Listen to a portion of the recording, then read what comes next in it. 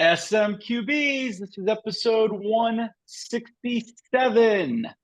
We got a lot to cover tonight. Milk, who are you sitting down at the bar with? Well, in honor of the upcoming Stanley Cup Finals, I'm going to sit down with Edmonton Oilers head coach Chris Knobloch. Quite an incredible story. As you probably remember, he started the year after their forgot his name. The last coach was fired in November. He comes on in November of this year. First time he's ever coached an NHL team.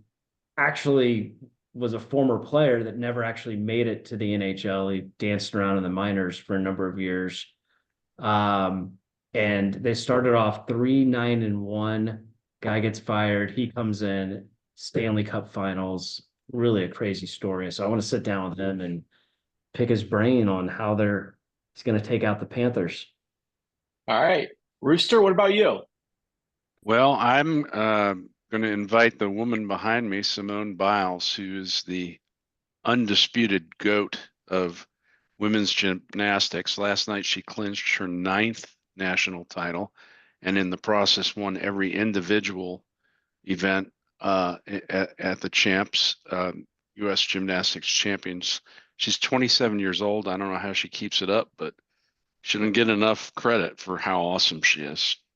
Yeah, that's a good one. I'm glad somebody brought her up because that's quite a story. All right, Pope, what do you got?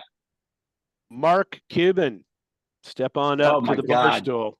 Continuing with the homerism. Well, I mean, it's timely. I mean, it is the NBA Finals. It's not like right. They're eliminated, and I wanted to just bring them back for the hell of it. Love to know what, maybe not even so much talk about like his involvement with where the Mavs are now, but just how does he feeling about being second fiddle now? Because he was such a front and center guy when the Mavs were making their run back in 2011, 2006, ever since he bought the team. I mean, he was the face of the team, voice of the team. But as you guys saw when they won the West, he was not even out there for the celebration because he's not a majority owner anymore, and it's the Adelson family. And I would just love to know how he feels about the fact that he is not the guy anymore for the Mavs, even though he's at the end of the bench still, cheering and acting as if he's still a head coach. I think he's still the guy. He's still who I can't wait to see running on the court if they win a game. Yeah, it feels like he's still the face of the Mavs. Yeah. I don't know. How can you be the face of the Mavs when you're not out there getting the trophy and you're not out there? You got Nico, you got J-Kid, and you got this doughboy who was put up by the Adelson group. And then I'd also like to find out how Cuban took the fact that the owner of his Mavs is now going to put $100 million into a Trump super PAC since he loves Trump not. But we won't go there. Well, that was obvious. That's nothing new from the Adelson family. All right. Enough on Mark Cuban. I've about had my fill of Dallas sports teams already. I am bringing one Josh Gibson to sit down at the bar. That's right. That is your new batting champion, all-time batting, slugging, and OPS leader in Major League Baseball history. We're going to talk a lot more about that later, but that's who I'm bringing to the bar. So let's get on with the show. We got to have a little NBA Finals preview. Rooster, you are the unbiased person who knows NBA on here tonight. Go for it.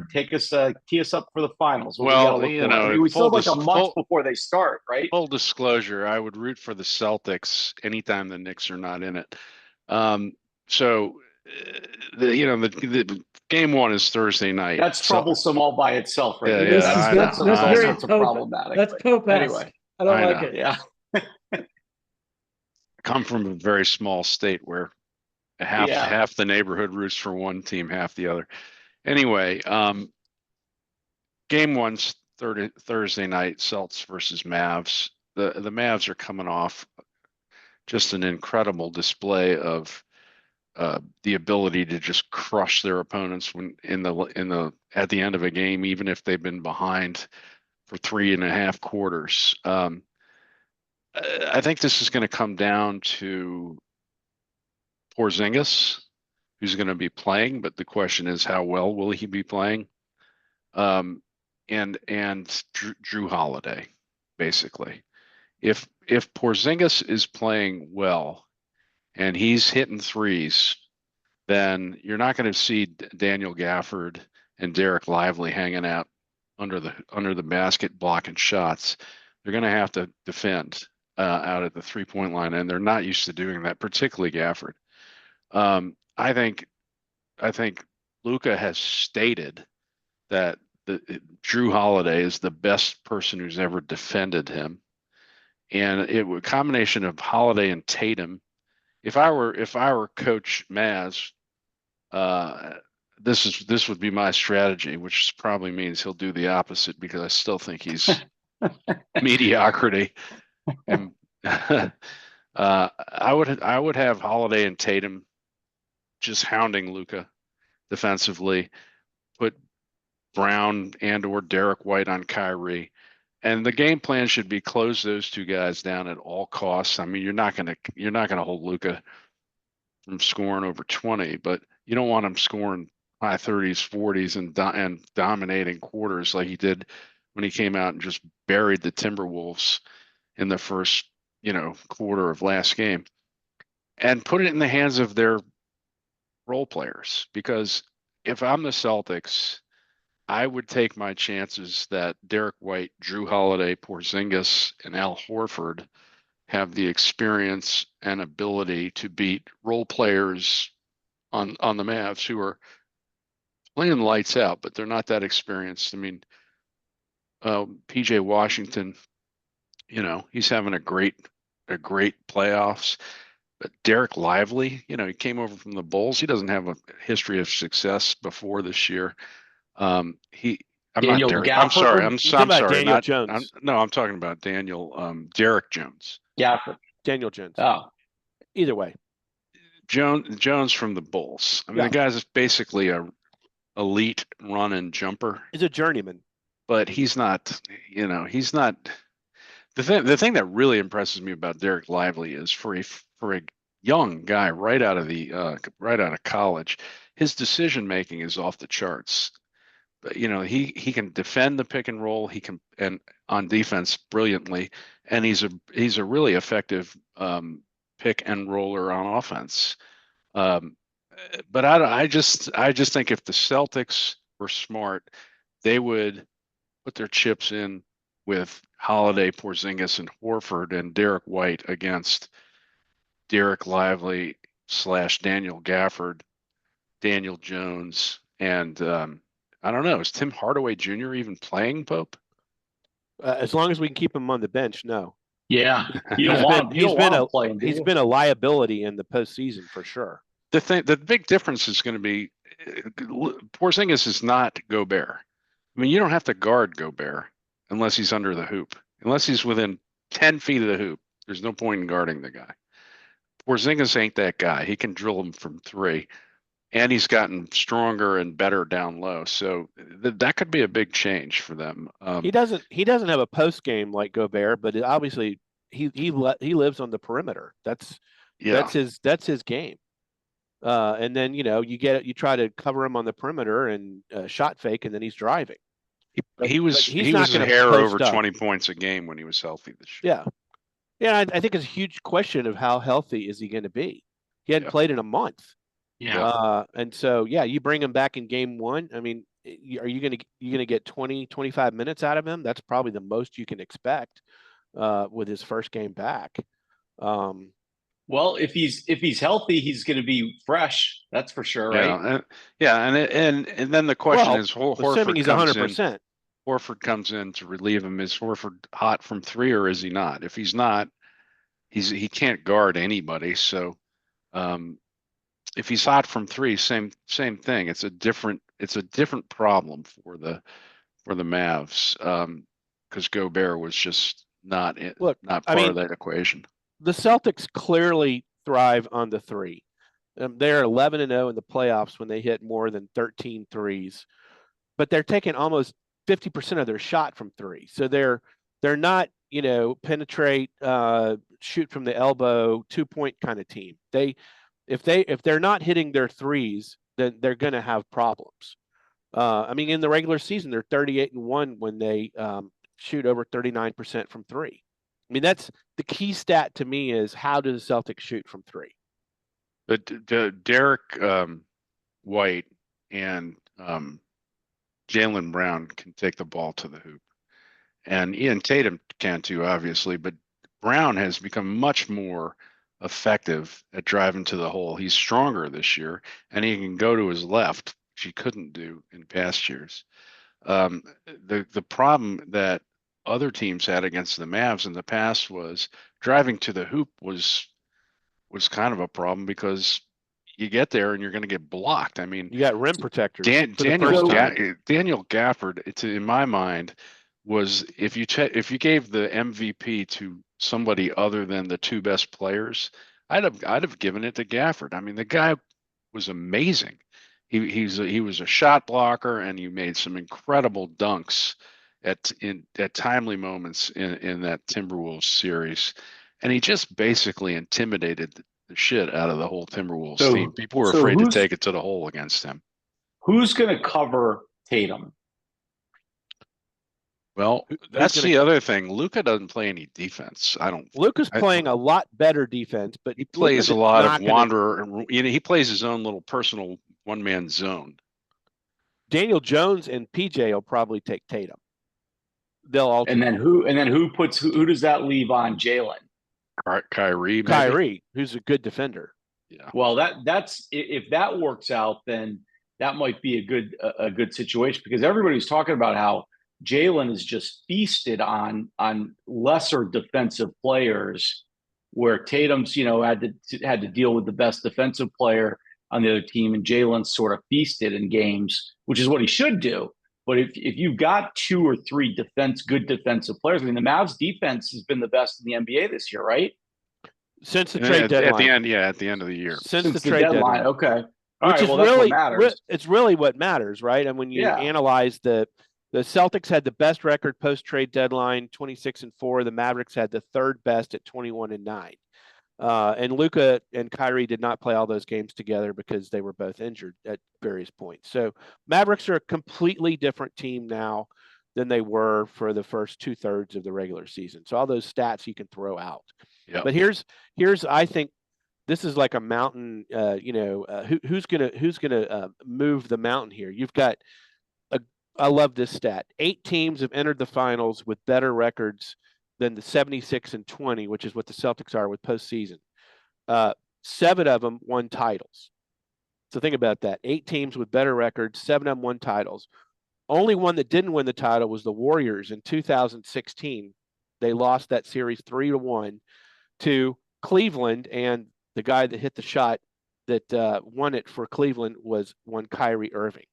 It's an interesting thought, but odds say that the Celtics should win the finals based just on that stat. But the other stat is, and I've heard a lot of talk about this. I don't think anybody's going to object on this pod that Luka is the best player in the finals. If you no, I would go Luka. I'd go Luka, Tatum. Well, I mean, Brown. He was third in the MVP voting. I mean, well, you could make an argument for Jayson Tatum. No, I don't think so. I think Luka, Tatum, Brown, Kyrie in that order. Right, and if you agree with me that Luka and other than Bison, pretty much the entire NBA world agrees with that Luka is the best player in the finals, then the best player in the finals has won consistently in recent history. Last year, Jokic was the best player. The year before, Steph Curry was the best player. The year before that, Giannis. The year before that, LeBron when they won in the bubble. The year before that, Kawhi when they won with the Raptors. Pope, does that mean those are two big stats? Does that mean if the Celtics win that I'm right and you and the rest of the NBA are wrong that Tatum's the best player? That's what I just heard you say. No, it just means that stat didn't hold up this year. Yeah, stat didn't hold up this year. That's not the way I'm taking it. Those are the way I'm taking it. Here, as a shout out to our missing comrade House, I'm going to cite something that's very, very important to the outcome of this series, and that is lucky. The Celtics center. By not having to play anyone? No, Lucky, the Celtics mascot, who's right there on center court with the fists, the leprechaun. And Kyrie had the audacity to go out and stomp on Lucky and hasn't won a game in the Garden since. So he's fucking jinxed. Well, the Celtics are 37-4 at home this year, an unbelievable home record. But the Mavericks have won 5 straight playoff games on the road, so something's got to give. I can't wait. I think it's going to be a really good finals. I need some predictions. Come on, what do you got? Yeah, Celtics in 6. Yeah, I got Mavericks in 6. Celtics in 5. Nice, you're the tiebreaker. 5. Whoa. Celtics okay. in 5. Celtics in 5? That's insulting. Wow, that's aggressive. Yeah. That is insulting, Milk. You're damn right. By the way, am I the only one who cannot stand Luka? No, a lot of people can't. Including like bitch. Our friend Nerdarami out in Nick Nerdarami made his feelings known. Made his feelings. Sure. I can't stand the guy. He's a bully. He's a whiner. If I was a ref, I'd give him a double technical by the second quarter. The Boston fans are going to be all over this guy too. What about the coaching matchup? The Milk, we didn't hear your prediction. I'd take the Lakers in 4. Good call. Was that with or without Fletch? By the way, Luka is such a jackass that he makes Kyrie look like the nice, normal, quiet star on the team. No right? kidding. Yes. That's all you need to know about Luka. All right. Anything else on the NBA? Come on, Pope. Let's I know go. you had something else you want to say. First game. No. What I was going to say is, Missoula has done an amazing job coaching to get them to the finals. Come on. They're there despite his coaching. Well, I'm not sure about that.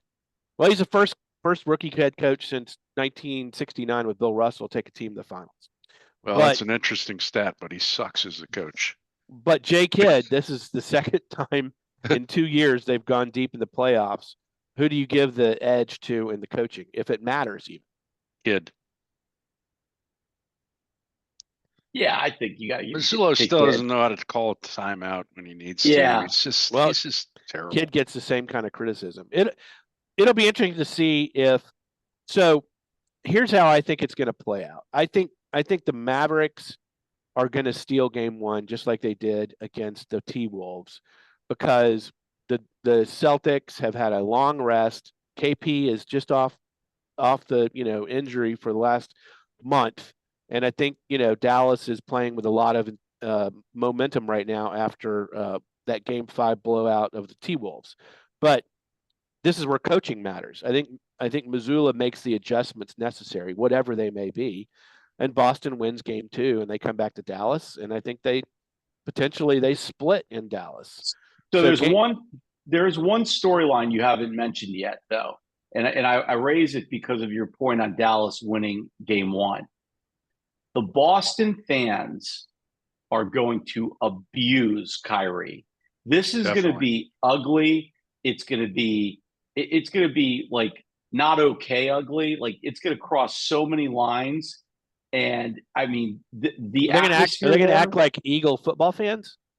Oh, they're going to make the Eagle football fans look like San Diego fans. Whoa. I mean, we're just they already have they all have T-shirts of Lucky stomping on Kyrie. Yeah, they're Kyrie coming out of Charleston. This is gonna be Southie, baby. Like, they're gonna keep the volume down on the chants. I think that only fuels Kyrie and Luka. We'll see.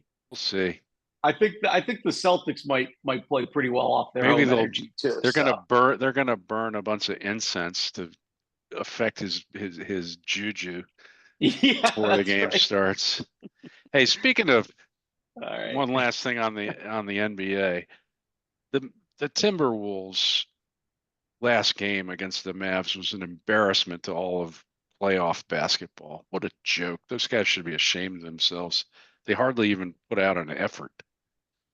Terrible. I think they were demoralized in the first quarter when Luka went for 20, hitting logo threes. I think that they just ripped their heart out, and then they just folded, as Barkley said. Well, you'd never know it from that shit-eating grin on Cat's face the whole game. I mean, when was he going to take this seriously?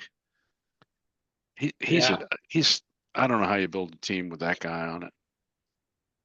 Well, all right, let's get on because we still got 3 days before the finals actually start. Week? I think let's talk about NHL. The Stanley Cup is here too. Milk, when does that start and who's playing? I guess people do need reminders on who's playing. Although, well, we tried to bring a Canadian in to talk about it, but there was apparently an embargo, so he's not here. I got some information from the Canadian I'll share with you guys. But first, condolences to Pope on his Stars. Sorry, brother. Yeah, thank God. My Dallas postseason Stanley Cup hopes are dashed once again. Yeah. Wait, so just before you start on that, I just want to say, because Pope and I were together last weekend when the Stars were going up. I think they were up 2-1 in the series at one point. And Pope was standing there very quietly, like at the festival, going, when was the last time 2 teams were in the finals at the same time? When was the last time 3 teams had the championship? He's like, I don't want to get that was what I was looking at. When's the last time a city has had 3 sports franchises championship? Yeah. And we don't have to worry about that. Tampa. That would be Tampa. A big jinx right on them.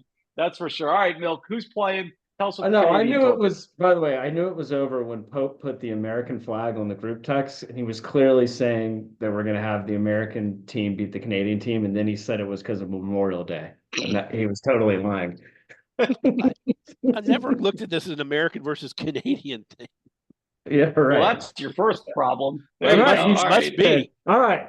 So Oilers, Panthers is our final. This is okay.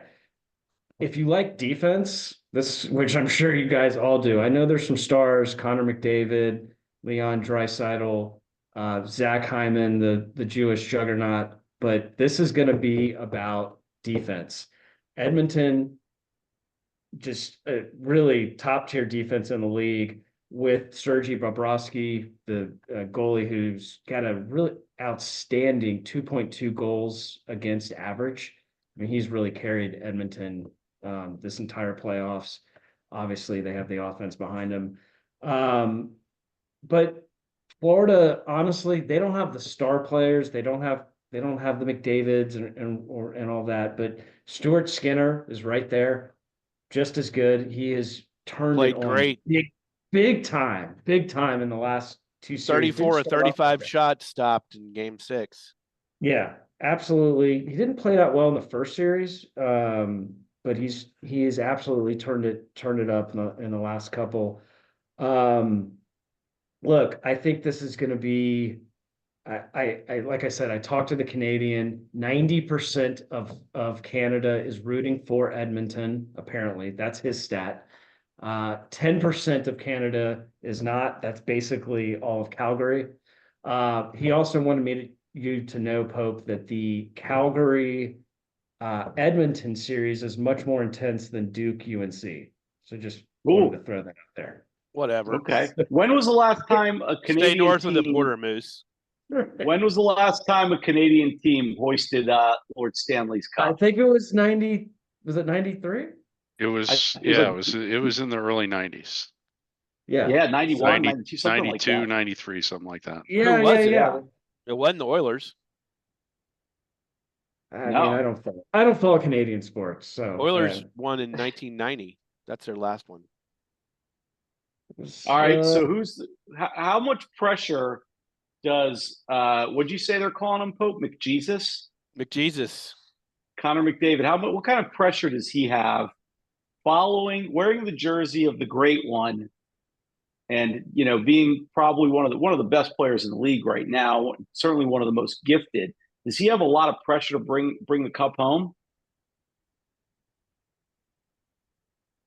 Nobody's got a thought on that? Oh, I thought you were asking Milk. I thought you were asking Pope. He asked I'm you. not asking anybody. He asked you, Milk. I mean, I don't know how much pressure he has. I mean, obviously, this is his first trip to the Stanley Cup final. He's the anointed one. He's been with Edmonton since they drafted him in like a junior league in 15. He's 27 years old. Yeah, I mean, I guess he feels the weight of Canada on his shoulders, but I don't think in hockey you can say the same thing as you can in basketball. The best player in the series, usually results in that team winning. Hockey's such a team sport, and there's 4 lines, and puck bounces this way, that way. Series go different ways. Last Canadian team to win was the Canadians in '93. Of course. Yeah. Oh, okay. I think there's enormous pressure on McDavid. I think agree. there's something about wearing the Edmonton jersey and having the hype around you. I don't know. I mean, I could still picture, Gretzky skating around in that jersey. And I just think there's such a legacy there. I think there's a lot of pressure on him, but I think he's going to deliver. I think there's a ton of pressure on him. I think he's surrounded by really good players because of Connor McDavid. Draisaitl and Hyman don't get the props that they deserve, but they're a huge part of why they are where they are right now. Don't forget the coaching. I brought up Knoblauch for the bar segment, but I mean, not a lot of experience here, like none. Meanwhile, Maurice on the other side, this is his 3rd Stanley Cup Finals, 2 with Florida. The Panthers get undervalued as well. They don't have the Connor McDavid. They don't have the star players, but I saw them absolutely slice through the Lightning. And really I had Boston honestly going really, really far, went through them very easily. I think the Oilers have had a Game 7 in the playoffs. They beat the Canucks. The Canucks. Panthers haven't had a Game 7. They've taken everybody out in 6 games. They've got more experience. They were there last year in the finals. They got a lot of revenge. Bobrovsky was there last year. I really like the Panthers here. I think there's going to be a lot of talk about Edmonton. I think the Panthers are the team. They are there. They're ready to hoist the cup. I've got them to follow their trend, 6 games. But it'll be a fun series. Rooster, what do you think? I haven't really followed hockey very well this year. I've become a fan of the Oilers fans. So I'm rooting for the Oilers. Recently? Wow, like in the last day or so? Maybe roughly in the last series. Let's call it a series. Freedom. Who you have? You've been following a little more closely probably than the rest of us, at least. Well, I mean, I'm not kidding when I say I didn't watch 1 minute of the Eastern playoffs, but I did watch a lot of the West. And I just think Edmonton is a team of destiny this year.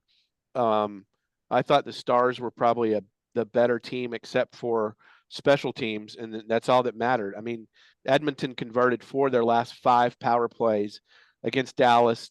Dallas was 0 for 13 for the series in power plays. Edmonton hadn't been scored on in, I think, 30-plus power plays. I just think Edmonton they have the best player. They got a hot goalie. And I think it's their time. It's just coming at you. Hit on it.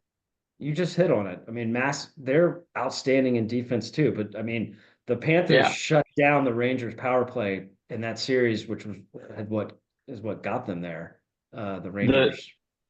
The hot goalie thing is just so valuable in hockey, right? Like that, like it could just change an entire series, right? You could have. I mean, we've seen it where 8 seeds in the playoffs have knocked out ones and gone on because their goalie just gets hot at the right time. Right. So that's going to be so important.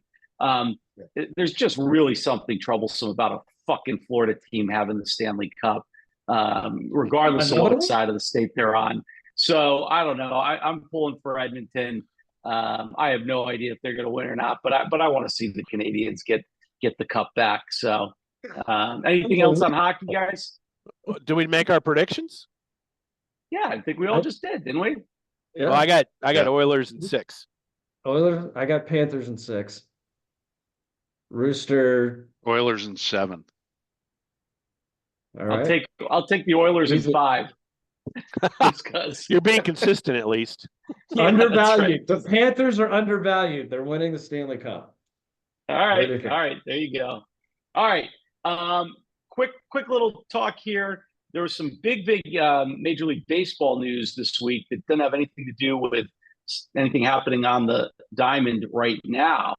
But the MLB came out and announced that the statistics from the Negro Leagues will now count as Major League Baseball statistics. And it really did change things up quite a bit. You've got some players now who are probably going to get their due that weren't before, starting right away with Josh Gibson. Josh Gibson, who played for the Grays most of his career, he had a career, or his average in 1943 was 466. And that's the highest, with one exception. There was a guy out there, and I had his name, but he didn't play enough games for Major League Baseball to count it as a full season for him. So that's why it's Titello Vargas. Oh, yeah, because he went to jail. Yeah, so he had What year was this? I think he had a season where he hit 470, but he didn't play too much that year. So it would have 471, but he only had 136 plate appearances that season. So that's not enough for Major League Baseball to count him. So you got Josh Gibson with the highest single season batting average. He has a 974 slugging percentage in the 37 season, which is the highest slugging percentage in a season, and an OPS of 1.474 in 1937 and 1.435 in 1943, the two most prolific seasons in that category. So the Bond season that everybody thought was the greatest offensive season ever is now third. So that's just there. You also got to talk about people like Oscar Charleston as one of the greatest hitters of all time. Also, he had a 363 career batting average, which is now third time behind Gibson and Ty Cobb, and a 1.061 OPS, fifth all time behind Josh Gibson, Babe Ruth, Ted Williams, and Lou Gehrig, and ahead of the Bonds. Just another one, Satchel Paige. I mean, Satchel Paige was unbelievable. His stats, his 1944 season, he had a 1.12 ERA. Better than Bob Gibson. Yeah, and that's right. And he was, I think he had a 1.01 ERA in 1944. So also, he just had a number of good seasons. His strikeout per nine ratio is just behind CC Sabathia's and ahead of Bob Gibson's. So he's got the 29th highest strikeout per nine. And then Minnie Minoso gets to the 2000 hit club, which he wasn't in before. He certainly had a successful major league career, but his Negro League stats carried him over the 2000 career hits. So all sorts of really interesting stuff. I think we'll be learning a lot about guys who really were dominant players in the Negro Leagues. And let's remember, these guys were not allowed to play in the majors, but they would have been tearing it up. And those Negro Leagues were just as competitive as the majors were. And for people who doubt that, you should go find YouTube footage of Satchel Paige pitching against major league hitters in his 50s, and they couldn't touch him. They could not touch his stuff at age like 54. Yeah, so it's going to be fun. What do you guys think about this? I mean, fair game to count them as major league stats? Well, Definitely. Are they eligible for the Major League Hall of Fame now? Because of the think stats? they've been. A lot of these guys have been in the Hall of Fame. I think Gibson and Larry Doby were voted in just recently. But are more going to get in now? Probably. I think so. The question That's will be, That's good. From an eligibility standpoint, will they open up anything? Because I think there's timelines. There's certainly, an initial time period from when you retire. I think you only have like a 10-year window to get in, but then you got to go to the Eras Committee. So there are ways to get guys in after that initial window closes. So there's that, but I wonder if they'll open it up and have other committees now that would vote on Negro League players to have them in Major League in the Hall of Fame. but it'll be fun. I think we're going to learn a lot about these guys. You know, there's a great chance here for MLB to seize on this and, you know, kind of 1 month or one city at a time, highlight some of these guys who are dominant players. I mean, you know, Josh Gibson was a you know, part of the Washington Grays. So he's a DC guy for most of his career. I think he was also Pittsburgh. What you know, happened to there's Gibson? opportunity. Did he die before he could play in the MLB? Yeah, well, his career was like 1937 to 44, something like that. No, so he was just. I think he died in the 40s though. Something, I don't know. I can't remember. I don't remember what his career, but most of his career was before Jackie Robinson broke the barrier anyway. I don't know that he may have died, but I don't think he was ever in a position to play because the color barrier hadn't been broken yet. All right. Anything else on baseball or that? Congratulations. Major League Baseball actually got something right. Doesn't happen a lot. You're right, Milky died in 1947. Yeah. That's too bad. All right, Rooster. Let's talk a quick minute about the WWE, also known as the WNBA. What is going on in the WNBA and Caitlin Clark? You know, some people are all up in arms that Caitlin Clark is being pushed around. You know, it's becoming fairly apparent that some of the players on the other teams just don't like her. But my view is she's clearly a superstar. She's a scrawny, skinny, you know, rookie. She needs to beef up, get a little stronger, and just put up with this and fight through it like skinny LeBron James had to do when he got to the NBA and other guys did. She's going to have to suck it up and just fight through this and prove to them that they're nobodies compared to her and just keep fighting. And her damn teammates need to step up too. That's really, I think, my bigger point is if you watch the foul that really pushed a lot of the fans over the edge, a lot of non-basketball fans who are sort of new to the NBA because of Caitlin Clark and think that, you know, how dare you touch my little Taylor Swift kind of thing. The Chicago Sky game where Kennedy Carter, you know, came up behind Caitlin Clark as Aaliyah Boston is going to inbound the ball to Caitlin Clark from under the basket, and Kennedy Carter slams her to the ground with like a running shoulder.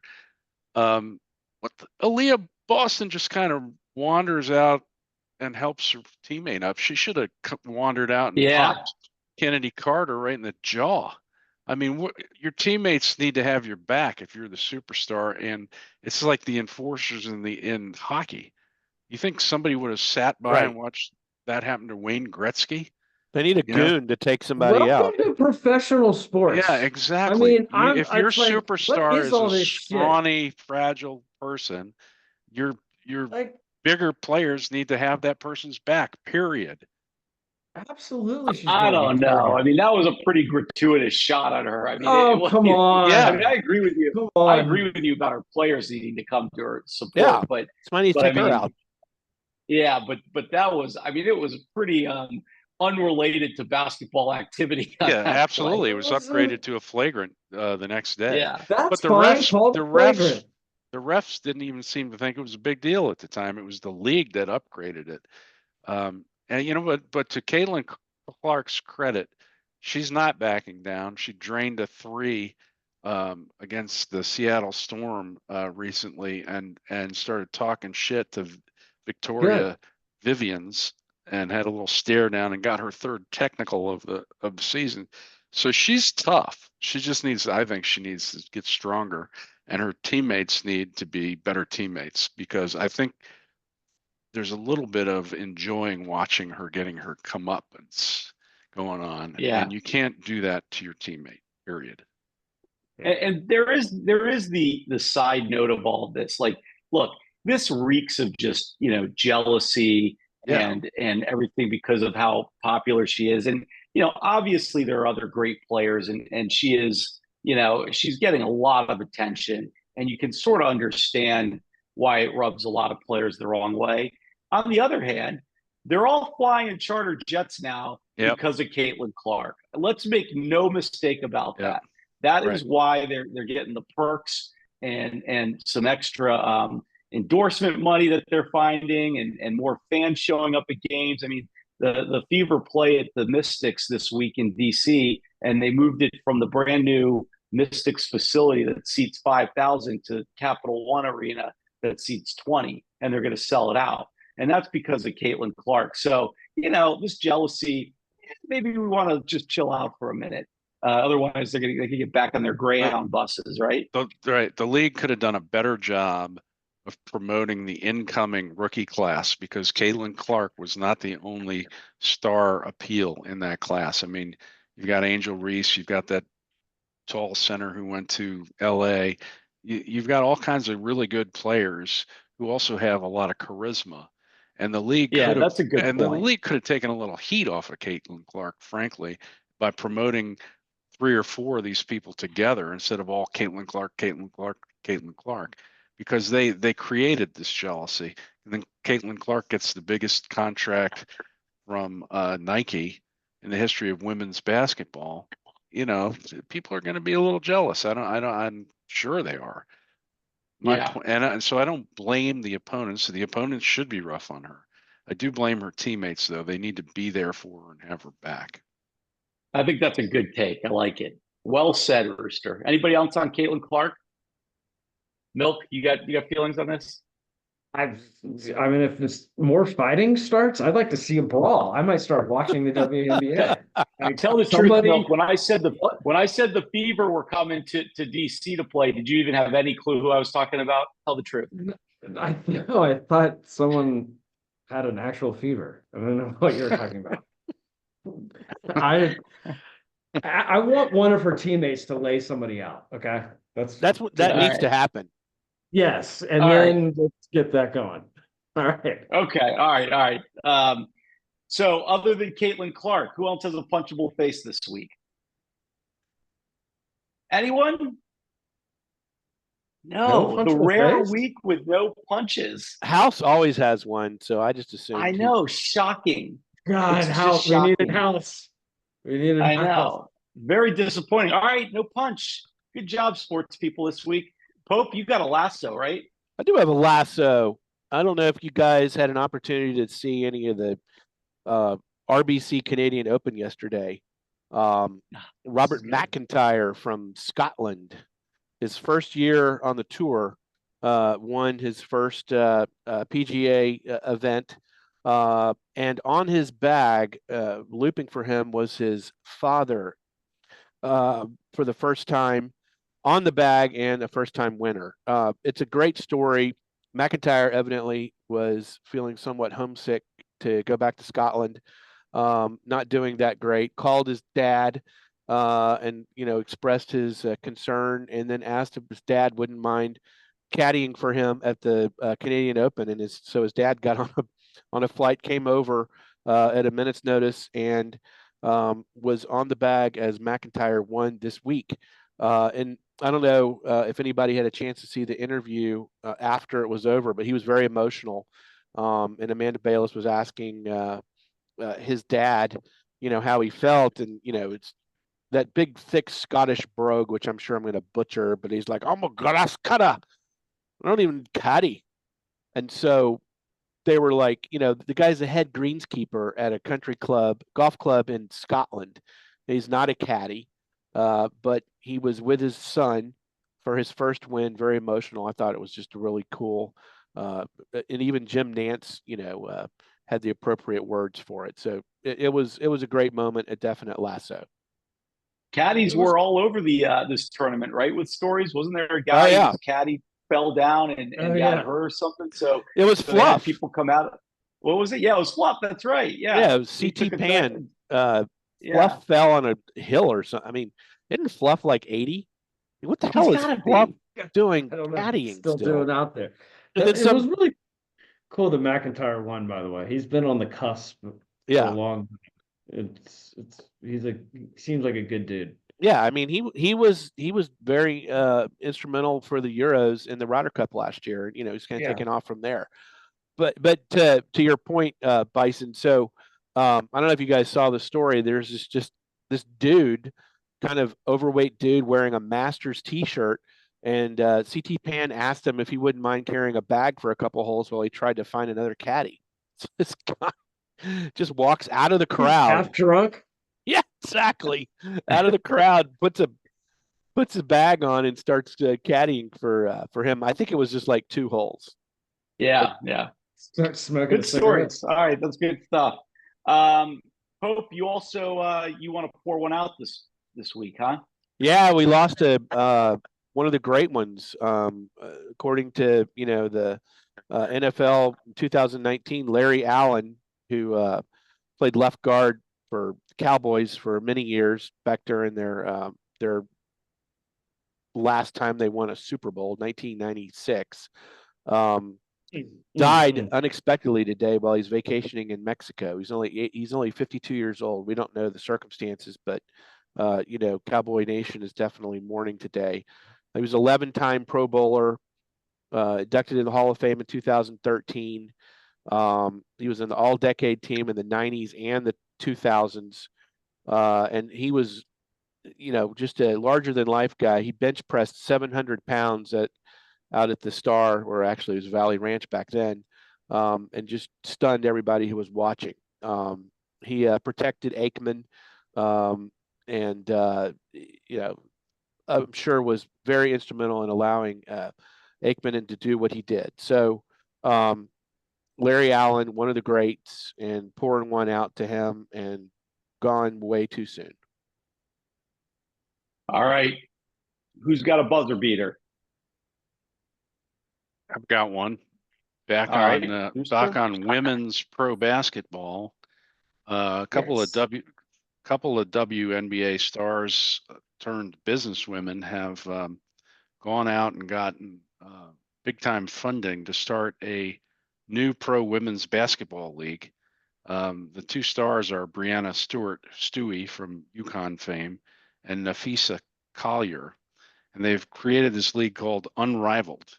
And the funding they've gotten include investors such as former ESPN president John Skipper, ex-Turner president David Levy, former Warner Brothers CEO Ann Sarnoff, lots of celebrity athletes like Megan Rapinoe, Steve Nash, Mello, Alex Morgan. They're trying to launch this new league, January 2025, with the concept that the players would have some equity in the league itself and would be getting much higher salaries than WNBA salaries. But they're not competing with the WNBA. They're going to play during the months that the WNBA is not playing, which will mean that you won't have these situations where our women basketball players are having to go to Russia and other places to play to supplement their income. They can play in the U.S. in this league and make more, which hopefully will be successful. And from the looks of where the WNBA is heading last year, it looks like it will be. Plus, they got the money all set up. So interesting. Keep an eye on Unrivaled. A league with equity for the players. That's for women athletes. That's pretty cool. Yep. I hope it works out for them.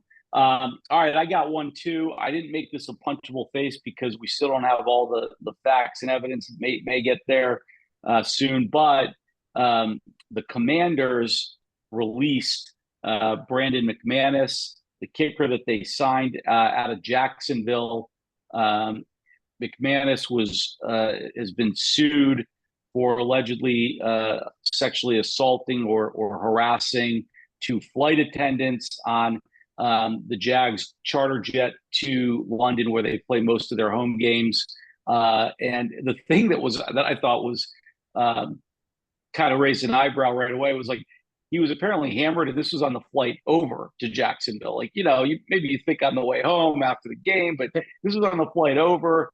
Of course, the NFL has very strict rules about drinking and just alcohol in general on team flights. But this is going to, it's kind of an ugly story. Way too early to know really any facts, although the two women have alleged some pretty egregious conduct. And so Washington, I think they waited around about 2 or 3 days to see what happened after they became aware of the lawsuit and the allegations. And McManus was released today. So we'll have to keep an eye on that story for a little bit, see what happens. Any other buzzer beaters? Well, that's a good sign from the new regime that they took care of that so quickly. I mean, you think Dan Snyder would have done that? Snyder would have slapped the C letter on his chest and called him the captain for the season. Snyder would have been the one give him the drinks and he would have been involved in the harassment. That pig. All right. I got some breaking news. It looks like a Padres infielder betting back in MLB baseball again. Tucapita, what is this? Marcano? Who is this guy? San Diego Padres infielder. Do you guys know him? Yes. He was just busted for potentially gambling last year when he played for the Pirates and was betting on or against the Pirates. Oh, that's not good. Did he have Ohtani's? He didn't get very good. Ohtani's good odds in those bets. Does the guy have a television set or access to the internet? Yeah, Jesus, he was clearly betting against the Pirates, and is now facing a lifetime ban. So another gambling scar on MLB has just emerged. Dumb. Did he must have thought that his gambling prowess was going to exceed his lifetime earnings in Major League Baseball, which I guess is sort of where you and Bison are right now. I was gonna tell him to email and say, you need to call Rooster, man. Guys, I wonder what. Hey, Milk, what app do you think he's using? Don't say it out loud because we want to get a sponsor on here from them in addition to our great sponsor, Assembly Software. So, anybody have anything else this week? Nice way to work them in. All right, guys, have a good week. Go Mavs. Some NBA games, some Stanley Cup games in the book next week. Talk to you guys soon. Come back, House.